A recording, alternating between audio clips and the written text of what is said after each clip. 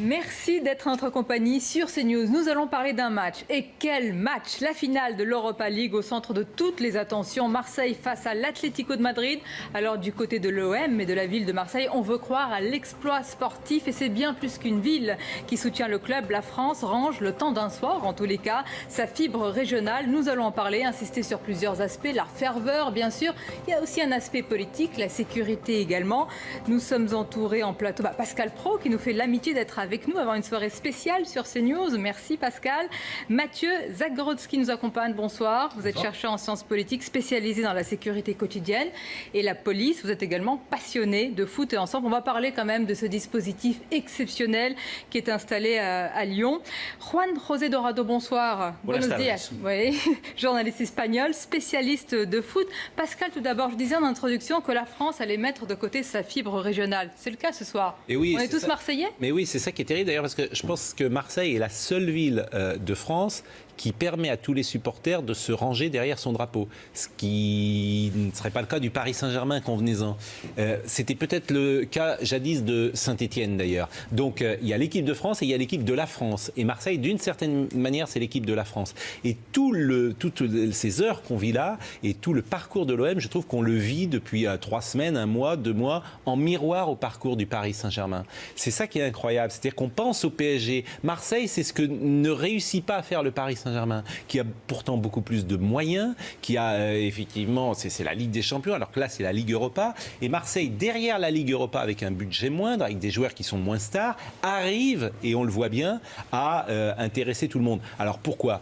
C'est Marseille, c'est une ville particulière, c'est une ville de foot. C'est Marseille qui a gagné la Ligue des Champions en 93, à jamais les premiers. C'est Marseille avec ses histoires dans le passé. Bernard Tapie qui était une star, Robert Louis Dreyfus qui a pris le club, Jean-Pierre Papin, Moser, Boli, Didier Deschamps, tous les joueurs qui sont passés par Marseille et qui font la légende de ce club. Et on a un attachement, tous, je pense, tous, même les supporters qui ne sont pas... alors peut-être je mets les Parisiens de côté, et puis peut-être un peu les Lyonnais, mais globalement, si je mets les Parisiens et les Lyonnais pour des raisons particulières, je pense qu'aujourd'hui, tout le monde a envie de vibrer un peu pour l'OM et a envie que l'OM gagne. En plus, c'est une équipe sympa. Mais oui, on va continuer à en parler. Vous parlez d'un supporter, et quel supporter! Il est en ligne avec nous. Vous voyez de qui je veux parler? Historique. René Malville. René Malville. Bonsoir René, merci d'être avec nous. On imagine que vous êtes très sollicité et occupé ce soir. Avant de vous demander le pronostic, je voulais vous demander comment vous allez maintenant à quelques heures de la rencontre. Ça va très bien. Là, je suis sur le quai. Je vois mon train, je vais le prendre. Et j'attends ce match. Ça fait plus d'un mois qu'on l'attend. Là, c'est vraiment quelque chose d'extraordinaire. À mon âge, 71 ans, je pense que c'est la dernière vue finale que je verrai, parce qu'après, je serai trop vieux, ou je la verrai au 7e ciel. Alors là, je prends vraiment mon plaisir, je le goûte. Plus qu'en 93 encore, parce que sachant l'intérêt que ça a, le bonheur que c'est. Et quand je vois les jeunes générations maintenant, je leur dis, putain les gars, prenez du plaisir.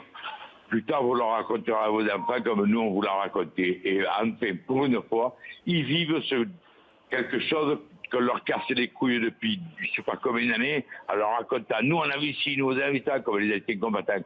Et bien là, enfin, ils vivent ce que nous avons vécu il y a quelques années. Et je suis trop heureux pour cette génération. Après, quoi qu'il arrive, après, on s'en fout. Parce qu'avec la saison qu'a fait l'Olympique de Marseille cette année, c'est merveilleux, c'est splendide. Même moi, il y a longtemps que je n'avais pas vu pour cette équipe qui est attachante, pleine d'abnégation, pleine d'humilité.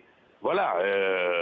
René Malville, il faut que, évidemment, et vous parlez de la ferveur, il faut que ça reste une fête ce soir, et on l'espère, et ce sera, on l'espère, et très probablement le cas. Vous avez quand même un petit doute, une inquiétude, une ombre. On sait qu'il y a un vieil antagonisme entre l'Atlético et l'OM, et ça se passe en plus à Lyon, aussi un antagonisme entre Lyon et l'OM. Il y a quand même une inquiétude. Alors là, je vous dis de suite, il n'y a aucune mauvaise pensée derrière la pensée des supporters. Les antagonismes avec l'Atlético, les supporters qui ont maintenant 20-25 ans, ils avaient à peine 13, 14 ans, 15 ans, ils s'en foutent pas mal. Et on a fait assez de propagande pour les gars. On monte voir un match de ballon. On monte pas faire la bagarre, on monte faire une finale. Et les supporters de l'Olympique de Marseille, ça fait la 5e finale que nous faisons de Ligue d'Europe. Il n'y a jamais eu de problème. Alors, il ne faudra pas quand même, s'il y en a, mettre tout sur le dos de l'Olympique de Marseille, parce que nous, on est d'habitude. L'Europe, c'est l'ADN de l'OM. Et l'OM, 5 finales du Coupe d'Europe, dont une gagnée la plus belle, il n'y a jamais eu de problème. Voilà. Alors, s'il y en a, il va falloir quand même qu'on cible bien la responsabilité. Non, on espère qu'il y ait d'abord la fête, surtout la ferveur pour les grands et les plus petits, puis partout en France. Merci René Malville, on va vous laisser prendre votre train, surtout ne pas arriver en retard pour vivre, voilà. On l'espère, cette finale de rêve. Pour vous Pascal, René disait, l'Europe c'est l'ADN de l'OM, c'est le cas hein, mais c'est vrai, parce que c'est ce qui te fait passer un club classique avec la légende. Saint-Étienne, c'était quoi la légende? C'était les matchs de Coupe d'Europe. Marseille, à jamais les premiers. C'est ce que disent les Marseillais. Quoi qu'il arrive, quoi qu'il advienne, Marseille a gagné et Bernard Tapie ont gagné la première fois la Ligue des Champions en 1993. Mais pour dire le rapport qu'a cette ville à son club, j'ai entendu ce matin, je vais le citer, c'était sur RTL, il y a le cours Bastide qui existe à Marseille, le cours Bastide. Eh bien, depuis 8 jours, la cloche qui annonce les récréations est remplacée par la musique Jump de l'Olympique de Marseille. Et j'ai trouvé ça absolument ahurissant. C'est-à-dire que les gosses sont en cours et lorsqu'ils ont terminé la leçon de français et qu'ils vont aller en récréation, boum, c'est pas la petite cloche, c'est Jump. Et alors les jeunes disaient, ah ben nous, ça nous donne le moral pour revenir en cours ou pas. Bon. Donc, Lyon a un public, Saint-Étienne a un public, Marseille a un peuple, Marseille a une ville derrière lui, et ça change tout. Juan José Dorado, comment vous appréhendez cette rencontre, cette finale ce soir? Bon, a priori, l'Atlético de Madrid est favori, il est donné favori partout. Donc, mais on sait comment ça se passe au football et on sait aussi que l'Atlético de Madrid n'a pas spécialement réussi lors de ces finales, puisqu'il en a joué jusqu'aujourd'hui, enfin 8, et il a perdu 5, et on se rappelle tous les 2 finales face au Real Madrid. Mais en même temps, l'Atlético de Madrid a fait une saison qui est quand même pas mal, va terminer 12e de la Liga. C'est une équipe qui a gagné 7 compétitions en 2010 et en 2012, donc c'est une équipe qui a vraiment envie de dire au revoir à un certain nombre de ses joueurs avec un triomphe, et donc on veut s'accrocher au fait qu'ils sont les favoris, mais on sait tous parfaitement que face à Marseille, ça va être très compliqué, et que la beauté du football, c'est justement les surprises, même si j'espère qu'il n'y en aura pas ce soir. Parce que du côté de l'Atlético, Pascal, c'est modestie, on appréhende ça de manière... oui, non, mais c'est une équipe qui est calibrée pour la Ligue des Champions. L'Atlético Madrid, d'ailleurs, ce serait intéressant de voir les cotes. C'est toujours intéressant de voir les cotes. Je pense que la cote de l'Atlético Madrid, ce soir, forcément favorite, c'est peut-être un 40, un 50, et la cote de l'OM, peut-être que c'est 2,50, 3,50, et en tout cas, l'OM ne part pas favori. C'est la meilleure défense d'Europe.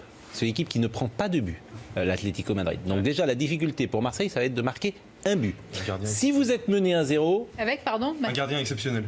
Oui. Les meilleurs gardiens d'Europe. Si vous êtes mené 1-0... Franchement, pour l'OM, c'est mauvais temps. Donc, il va falloir essayer de garder le 0-0 peut-être pendant un temps, ou au contraire d'attaquer très fort au début. Je ne sais pas comment va faire Rudy Garcia, mais essayer de marquer les premiers. Ça, c'est la première chose. Après, en attaque, vous avez effectivement Griezmann, qui est quasiment un joueur dans les 5 meilleurs attaquants du monde, ce qui n'a pas l'Olympique de Marseille. Alors, c'est quoi les forces de l'OM? Les forces de l'OM, d'abord, c'est un collectif, parce que c'est vrai que c'est une équipe, c'est une atmosphère qui a bien pris cette année avec Rudy Garcia. C'est également Dimitri Payet. Dans l'ADN de Dimitri Payet, vous avez l'irrégularité. C'est un joueur très irrégulier. Alors, on a de la chance, il est bon en ce moment. Il a été très moyen, voire très mauvais en 2017, et en 2018, vraiment, il est très bon, Dimitri Payet. Et s'il était toujours au niveau où il est actuellement, il serait dans un très grand club. C'est aussi pourquoi il n'est, entre guillemets, qu'à l'Olympique de Marseille. Donc ça, c'est un atout, Dimitri Payet, en ce moment. Même s'il a peut-être un point de blessure à éclaircir, parce qu'il n'a pas joué à Guingamp samedi soir, mais ça, c'est un point quand même positif. Thauvin, forcément, qui fait une très belle saison. Je pense que Mitroglou ne jouera pas devant parce que c'est un peu juste pour qu'il revienne. Ça va être Valère Germain tout seul comme attaquant. Bon, voilà les forces de l'OM, avec une défense entre Gustavo et Rami. Rami qui est le défenseur de l'équipe de France et Gustavo qui est un Brésilien de qualité. L'OM a des chances, mais l'OM évidemment, ne sera pas favori. Quand je disais que l'Atlético était une équipe de Ligue des Champions, sur les 4 dernières années, 2 finales perdues. C'est pas du tout le niveau de l'OM. Après Stockholm, Bâle, Varsovie et avant Bakou, c'est en 2019. La finale, quand même, il faut le préciser, Pascal et Mathieu, elle va se jouer à Lyon, dans ce formidable lieu qu'est le parc OL. Est-ce qu'on peut considérer que pour les Marseillais, c'est quasiment jouer à domicile? C'est important aussi de bien connaître le stade, le lieu. Ils ont déjà joué à 3 reprises, non? C'est anodin? Bien connaître le stade, on s'en fiche, mais être supporté par son public, ça c'est important. Voilà. Et alors, est-ce qu'il y aura plus? Il y a eu une polémique là aussi, parce qu'il n'y a pas beaucoup de billets vendus aux supporters a priori. Mais vous verrez ce soir qu'il y aura des surprises dans le stade. Je pense qu'au-delà des 11 000 billets marseillais, la proximité de Marseille et de Lyon fait sans doute que beaucoup de Marseillais ont dû acheter ou au marché noir ou d'une manière ou d'une autre des billets. Et je pense quand même que le stade ce soir sera sûrement pro-marseillais. Mais vous avez raison, c'est un des enjeux du match. Mathieu Zagorowski, on va parler de la fête, de la ferveur, parlons aussi de la sécurité. On nous dit, et nos envoyés spéciaux sur place, que c'est vraiment un dispositif exceptionnel. Pourquoi est-il vraiment exceptionnel? On nous dit qu'il y a des zones tampons, des barrières qui ont vraiment été établies pour qu'il n'y ait aucun contact entre les différents supporters. Il y a plusieurs choses. Déjà un chiffre, il y a plus de 1200 policiers et gendarmes qui sont déployés, c'est le double de ce qu'on observait à l'Euro. Alors après, pour comparaison, lors de la pire époque, la rivalité entre PSG et OM, on pouvait monter à 2000. Mais 1200, c'est un chiffre très conséquent. Pourquoi? Parce qu'en fait, on veut éviter, pourquoi on a un tel dispositif, des zones tampons, des filtrages, c'est qu'on veut éviter que les différents supporters se rencontrent. Alors, on évoquait tout à l'heure, lors de l'entretien avec René Melville, l'éventuelle rivalité entre OM et Atlético, elle n'existe pas vraiment. En fait, il y a eu des incidents il y a 10 ans lors d'un déplacement de l'OM à l'Atlético, mais c'était plutôt avec la police espagnole qu'avec les supporters de l'Atlético. Donc en fait, les supporters de l'OM ont plutôt un mauvais souvenir de la police espagnole, pas tant que ça des supporters. En revanche, ce qu'on craint, c'est justement l'antagonisme Lyon-Marseille, qui est un antagonisme sportif à la base, qui a avant tout émergé à la fin des années 2000, quand les deux équipes étaient à peu près au même niveau et finissaient systématiquement dans les 3 premiers. Et puis récemment, il y a eu une bagarre entre joueurs lors du dernier OM-OL. Et puis il y a 5 ans, c'était en mai 2013, c'était il y a 5 ans quasiment jour pour jour, les supporters de l'OM et de l'OL s'étaient rencontrés en fait fortuitement. Les deux revenaient d'un déplacement, c'était au péage de Bolène sur la 7, et il y a eu un affrontement très violent en fait entre les deux groupes. Donc c'est pour ça qu'on craint des rencontres entre ces deux camps-là. Faut aussi éventuellement prendre en compte une rivalité OL-Atlético Madrid. C'est-à-dire les Lyonnais sont historiquement alliés aux supporters du Real Madrid, et il y a eu des rumeurs comme quoi des supporters du Real pouvaient venir à Lyon pour se frotter à l'Atlético, sachant que par ailleurs l'OL et l'Atlético sont eux-mêmes alliés à des firmes, notamment, enfin ce qu'on appelle une firme, ce sont des groupes de hooligans, à des firmes d'Europe de l'Est qui sont complètement rivales. Donc il y a eu un moment des rumeurs sur les réseaux sociaux qu'il y aurait des supporters de différentes équipes de toute l'Europe, de Pologne par exemple, qui viendraient pour renforcer les rangs des uns et des autres. Bon, pour le moment, il semblerait que tout se passe bien. Il y a un dispositif qui est effectivement exceptionnel. On fait en sorte que notamment les Marseillais ne traînent pas trop en centre-ville, qu'ils aillent directement au stade pour justement éviter toutes sortes de frictions. Comment on gère ces événements aujourd'hui en France? Est-ce que ça a évolué du côté de la police, des forces de sécurité? Bon, il y a une division nationale de lutte contre le hooliganisme qui a été créée en 2009, qui a un petit peu un rôle, comment vous dire, de renseignement, de collecte d'informations, d'identification des éventuels risques. Donc elle est là pour alimenter les effectifs de terrain en information. Bon, il y a eu un gros fiasco il y a 2 ans, c'est le Russie-Angleterre. Et on a retenu les leçons de tout ça, c'est ce que disent les experts. Vous avez l'air plus circonspect. Oui. Non, je suis pas forcément circonspect. C'est ce qu'ils disent. Effectivement, là, c'est une. Et vous, qu'est-ce que vous pensez?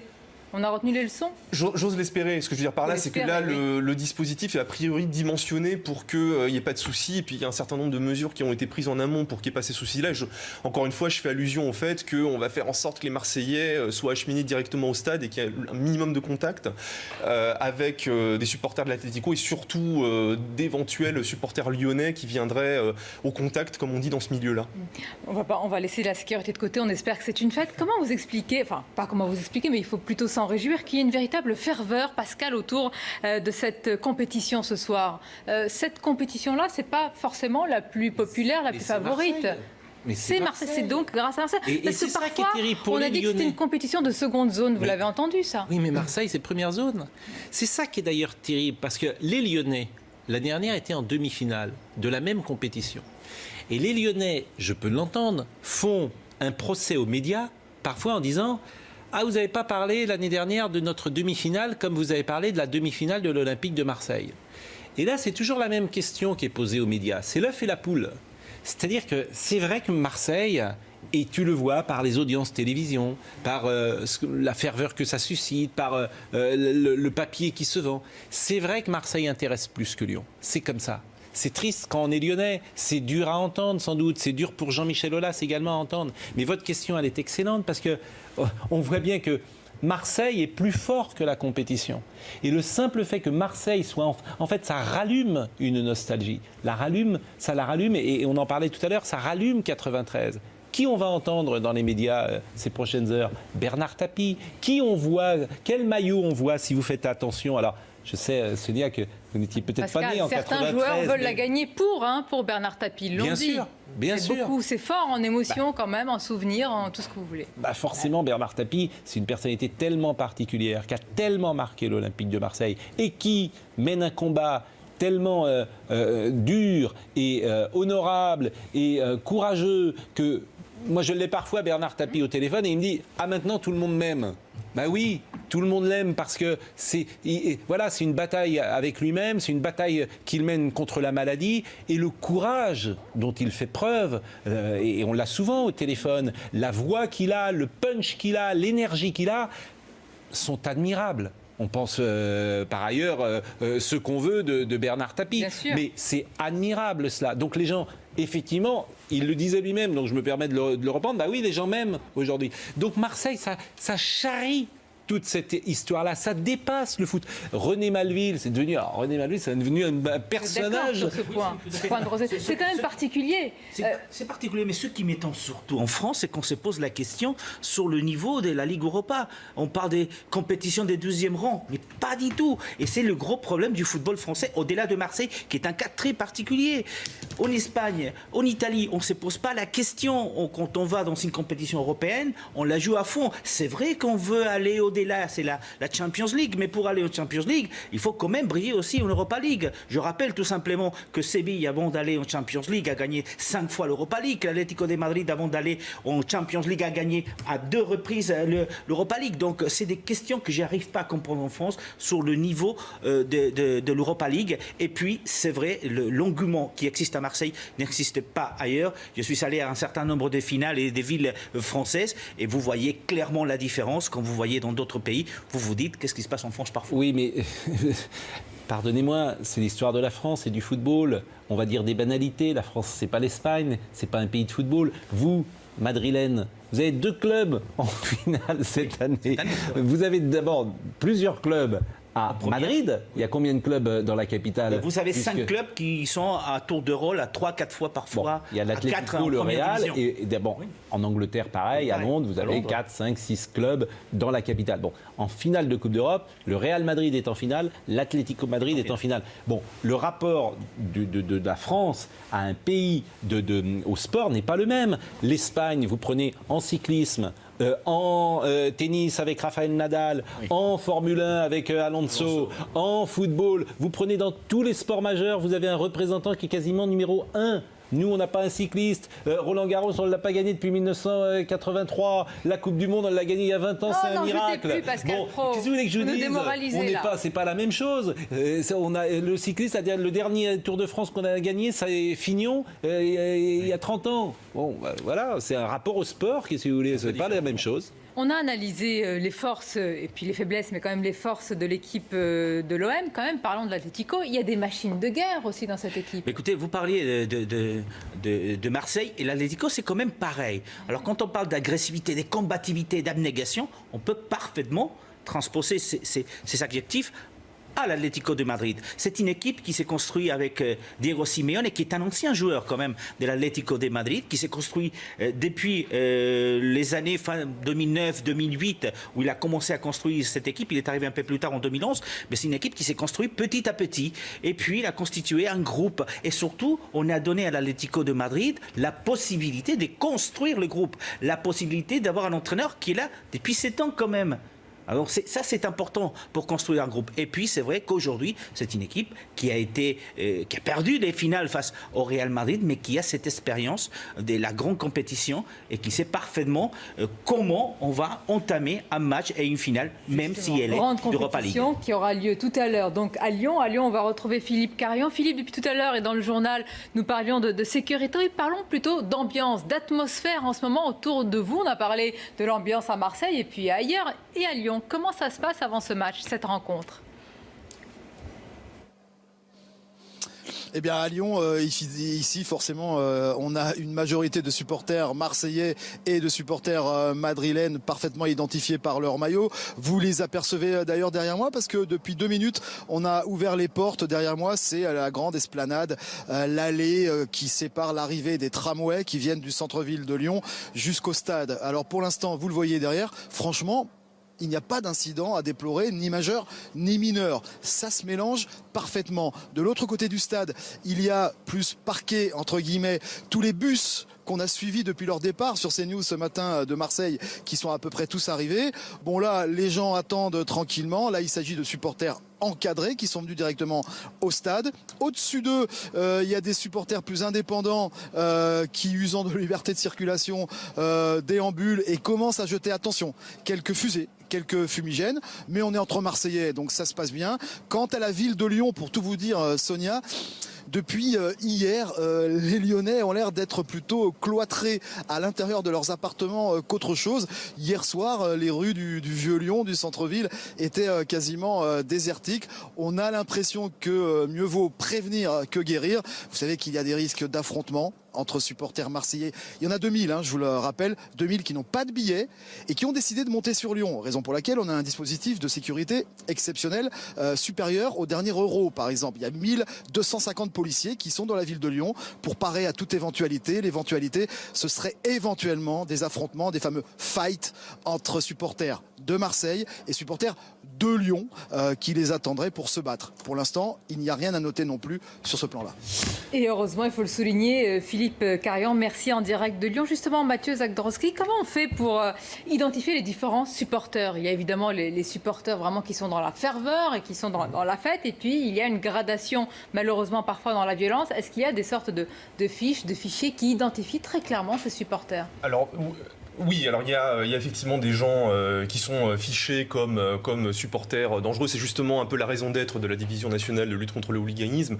Bon, en gros, il y a une distinction à faire entre ce qu'on appelle les ultras d'une part, ce qu'on appelle les hooligans d'autre part. Les ultras sont là pour encourager leur équipe de façon bruyante et de façon visible. Le hooligan est plutôt quelqu'un qui est présent pour l'affrontement. Et d'ailleurs, c'est quelque chose qui est venu d'Angleterre. Le milieu hooligan s'est adapté justement au dispositif policier et en cherchant à ne pas se faire repérer. Et donc il y a une mode ou une pratique qui a émergé on va dire autour des années 80 qui consistait justement à ne pas arborer du tout les couleurs de son club, de ne pas porter de maillot, d'écharpe pour passer inaperçu, pour passer en dessous du radar des forces de police. C'est ce qu'on appelle le mouvement casual. Donc casual en anglais, ça veut dire être habillé de façon décontractée. Donc c'est des supporters qui arboraient qui étaient en jean, basket, habillés complètement sobrement et qui justement comment dire, ne veulent pas être vus. D'une certaine façon, j'ai presque envie de dire, alors c'est très caricatural, mais c'est pas tout à fait exact. Faut pas s'inquiéter quand on voit des gens qui arborent très bruyamment et très visiblement les couleurs de leur club. Ça vaut plutôt dire qu'ils sont là pour encourager et moins pour s'affronter. Quand il y a eu des affrontements autour de Lyon-Spartak-Moscou il y a quelques semaines, c'est en quart de finale justement de cette même Europa League, puisque Lyon y participait également. Il y a eu plusieurs supporters lyonnais qui ont été interpellés parce qu'ils se sont frottés aux forces de police. C'était tous des gens habillés en noir, en casquette, qui portaient aucun signe distinctif de l'Olympique lyonnais. Et puis il y a un aspect politique, c'est toujours un petit peu lié. D'ailleurs, Pascal Prain, je vais vous faire réagir à deux personnalités qui vont porter le même maillot ce soir, en tous les cas symboliquement. Mais d'abord, on va écouter quelques réactions de parlementaires, de députés qui soutiennent évidemment l'Olympique de Marseille. J'espère que l'OM gagnera 2-1. Voilà. Donc on vérifiera demain. Je vais peut-être essayer de le voir avec l'un des supporters attitrés de l'OM, Jean-Luc Mélenchon. Et vous avez un pronostic ? Ouais, 3-2 pour l'OM. Ça va être un beau match à mon avis. Même si l'Atlético de Madrid, ils sont forts. Griezmann, c'est pas facile. Comme tous les supporters marseillais, une victoire, non ? mais je me livrerai pas un pronostic parce que vous savez, on est tous un peu comment dire, anxieux, on va dire. Ça fait quand même. D'ailleurs, vous pourrez dire à Jean-Luc Mélenchon que le 26 mai, la seule chose qu'on célèbre, c'est les 25 ans de la victoire de l'OM. Pascal Praud, comment vous avez réagi quand vous avez découvert ce matin, ou peut-être hier soir déjà, la une de Libération? On va la revoir, la voici. L'OM, c'est moi, mais c'est qui moi? Jean-Luc Mélenchon, Emmanuel Macron, une accolade, peut-être parce qu'il y a eu un but ou il y aura un but? Non mais il y en a un qui est un vrai supporter de l'OM et qui est un vrai supporter de football. C'est Emmanuel Macron, qui est un enfant de 93 aussi. C'est très intéressant parce qu'il est de 77, donc il avait 16 ans. En 93, quand l'OM est champion, et il appartient à toute cette génération de jeunes gens qui a grandi avec l'OM, comme d'autres avant avaient grandi avec Saint-Étienne. Donc sa référence, c'est l'OM. Bon, Jean-Luc Mélenchon, ça s'appelle de l'opportunisme. On peut être un converti et puis aimer ensuite une équipe. Alors, en football, c'est rigolo ce que vous dites. C'est très marrant. Oui. Oula, on peut devenir un amateur d'art contemporain à 30 ans. On peut devenir un spécialiste de l'Égypte ancienne, de Proust, de tout ce que vous voulez. Mais il y a un truc qu'on ne devient pas passer l'adolescence, c'est amateur de football. Je ne sais pas pourquoi. Le football, c'est la marmite d'Obélix. On tombe dedans, tout petit, ou on n'y vient jamais. C'est assez rigolo d'ailleurs. Donc il y a des gens qui sont complètement étrangers. Vous êtes tombé dedans, Pascal. Ah bah moi je suis tombé dedans. Oui, nos invités également.